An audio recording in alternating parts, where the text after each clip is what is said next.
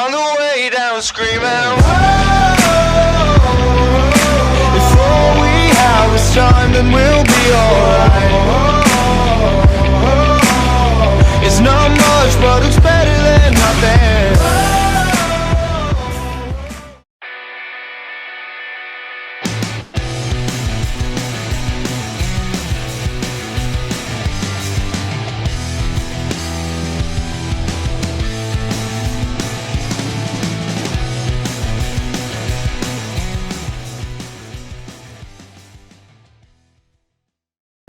Guys, welcome back.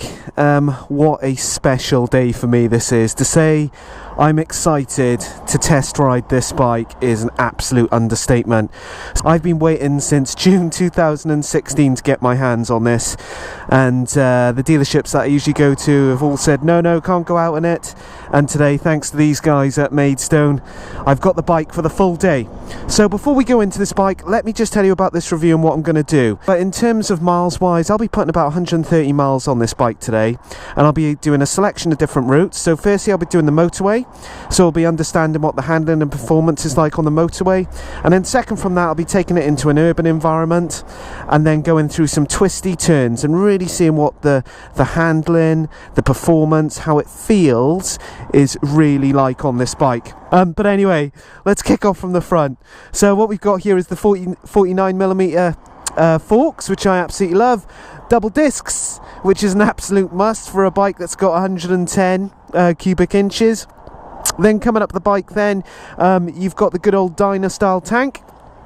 With the speedo and a tachometer as well. So the tank itself is 17.9 litres off the top of my head, so it's got a really good size. Then looking at the controls, very similar again to the other Harley Davidsons, like the Sportsters, the other Dynas, etc. Very simplistic, self-cancelling indicators, and the extra addition that you've got to this is that we've got cruise control, which is nice. The other thing just to mention as well, from a throttle perspective, it's now digital rather than cable, which will be quite interesting to see what that's like. I've never tried something like that before. Moving our way down the bike, the first thing you notice, apart from that Screaming Eagle 110 engine, is this. So Vance & Hines 2-in-1 competition exhaust. So with the seat height, guys, you're looking at 26 inches in total. So I'm 5'9", and what I can tell you straight away is that this bike is going to be perfect for anyone who's around 5'9", and actually less as well. You know, it's going to be an easy bike, I feel, to ride in general.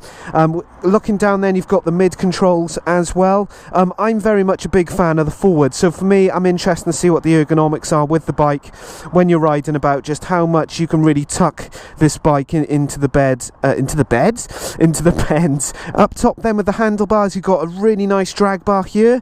I'm very much used to a straight drag bar, but with this you've got slight bends, so I think that's going to be pretty slick around the corners. Also then you've got a 5.5 inch raise on the bars as well, so I think from a shoulder position that should be super duper comfy. But yeah, let's get on it and let's hear what this bike sounds like. So guys, are you ready for this? Are you ready to hear an 1800cc engine with a Vance & Hines 2-in-1 competition exhaust? Hear what it sounds like. So without further ado, let's get this going. Jesus, good God. So that is, I mean, I've got grenades, guys, on my Sportster, and for me, I would estimate that's probably twice as loud. To the point where now I feel like I'm shouting down the mic just to hear my voice. Let's give it a rev and hear what she sounds like. Ow. That actually hurt my eardrum then. Guys, that is really loud. So guys, sitting on the bike now, I'm just going to tell you what I'm feeling. So firstly, this bike feels light. Now you've got to bear in mind it's 293 kilos in dry weight. So to me it should feel a lot heavier, but it's literally as if I can just feather it about. It's fantastic. In terms of the feel of the seat, you've got a nice sort of cafe racer style seat, and you've got quite a good lip at the back as well, so I know when I pull the throttle back on this 110 my arse is going to sit firmly into it. In terms of looking straight ahead, as I mentioned before, with the drag bars and the 5.5 inch razors, that is perfect for my shoulders. Absolutely feels great. Looking down, you've got obviously the dials. Now, being totally honest with you, I wear a full face helmet, and to look at the dials I'll really need to push my head down, take my eye slightly off the road. So I think the one thing I'd probably improve is push these dials up here. But in terms of everything else, it's absolutely great. I just want to get on with it. So without further ado, let's just do it. Oh, straight away it just feels like it wants to take off.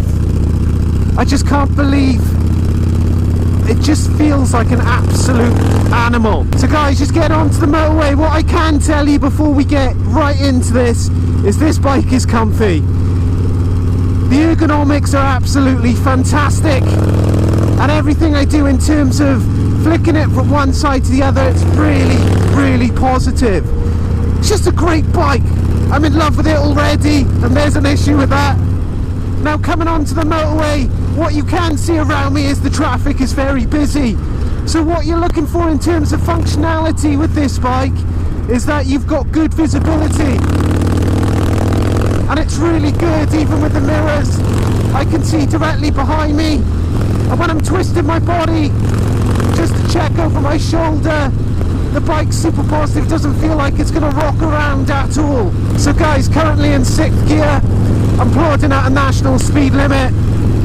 Most of you like to hear that. And what a difference, rideability wise, there is, I would say, minimal vibration at all. Now if I compare this to the Breakout, there was much more of a vibration on the handlebar, and the actual engine was different. It was lower cc. Now this is the 110, so theoretically it should kick off a lot more, but it's not. It's absolutely great. Currently in 4th gear, shoulder check. Oh my god! Now don't get me wrong, it's not a super bike by any means at all, but wow, this thing has got some power. So guys, I've just come off the motorway. So in total I've done 50 miles so far, and I've been on the bike for about 58 minutes. What can I tell you? Okay, let's talk about speed and performance. For me, with the 110 engine, this is the bomb. I mean, this is, for a Harley, a lot of fun. It's simply massively torquey. It pulls very cleanly. The power's really consistent, especially now that you've got the digital throttle, which I really like. In terms of comfort, do you know what? I'm not a big fan of mid-controls. I've always said that. But this feels really nice. I don't feel like I'm getting my legs squashed together, coupled with the seat as well, with a nice lip at the back.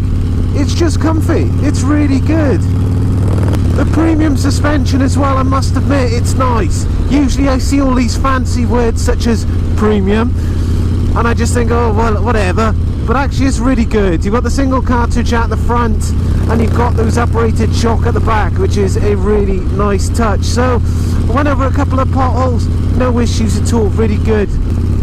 So what we're going to do now is transfer guys over to my urban location. It's one of my favourite hotspots for really testing out these bikes for manoeuvrability. So without further ado, with the magic of YouTube, let's get there. So guys, thought we'd do some roundabouts to give you an idea what it's like. But what I can tell you is from manoeuvrability, it's got a great lean angle of 30 degrees. Going around here, it's like butter. To me, it's like being, oh yes! It's like being on my sporty. It's phenomenal. Okay guys, just for good measure, another roundabout. This is one of my favourites. Here we go. So lean left, taking it right. Oh, it's just great. Absolutely marvellous. Now, let's get the power out.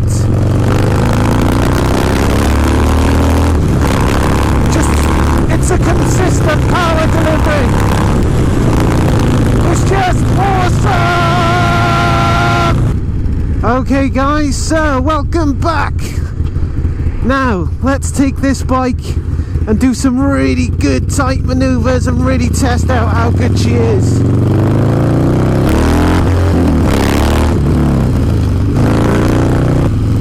Okay guys, so coming into a 60. Oh, I'm looking forward to this. Let's do it. Woo! Jesus Christ! That exhaust popping on me! I thought the V-Rod was exciting, but this is just ridiculous! And the brakes! Whoa! The brakes are so good! Oh, you can have so much fun on this bike, guys. I cannot explain to you how good this is! Here we go, guys! So, into the favourite part of my test now, which is the tight manoeuvres. Let's get into it. Okay guys, so come up to the first bend. One of my favourites. Let's see how she handles. Oh, she's great. Come on. Absolutely perfect. Now we're coming up to one of the chicane bends. Again, test its weight distribution. Going down right. Bit of scrapage, then left. Oh! Front end came up really easily. And again, taking that hard right. Ah!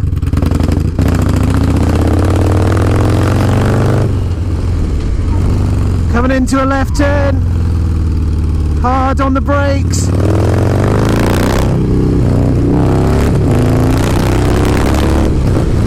So guys, that is my review. So I'm going to give you just a rundown of my likes, dislikes, and overall, my voice went a bit squeaky, and overall, will I buy this bike? So let's get on with the likes. What do I like about this bike? First things first, the looks. The vivid black is a beautiful colour, and I think the styling just sets the whole thing off. It's amazing looking machine. Absolutely awesome. I think second to that, the engine, the 110, what a monster. I have never had so much fun on a Harley in terms of power and torque ever, and this is just absolutely fantastic. The other thing I like is the gearbox. It's super smooth. When you upward shift, there's that positive clunk. It's not sloppy at all. The other things I love is the manoeuvrability. It's a big thing for me as a Harley rider. That's why I love my Sporty so much. I can chuck it all over the place and the bike just responds to me. You can do exactly the same with this, except you've got the benefit of that monster engine behind you. So I guess the question is, what don't I like? I'm kind of thinking hard at this point, guys.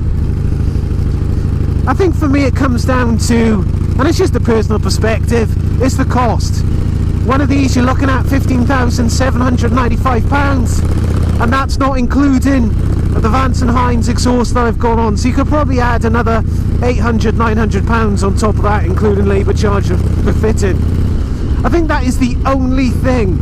This bike today has absolutely blown me away, and I genuinely mean that. The final question and ultimate question I always ask myself at the end of reviews: would you buy this? Hands down yes, and I genuinely mean that. I really hope you've enjoyed the test review. I always say that I'm not a scientifically analysing person with the bikes on the reviews, and for me it's just about how they feel, how they ride.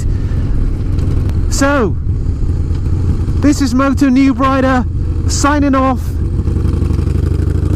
in a not so nice day down in the south of England in Eastbourne.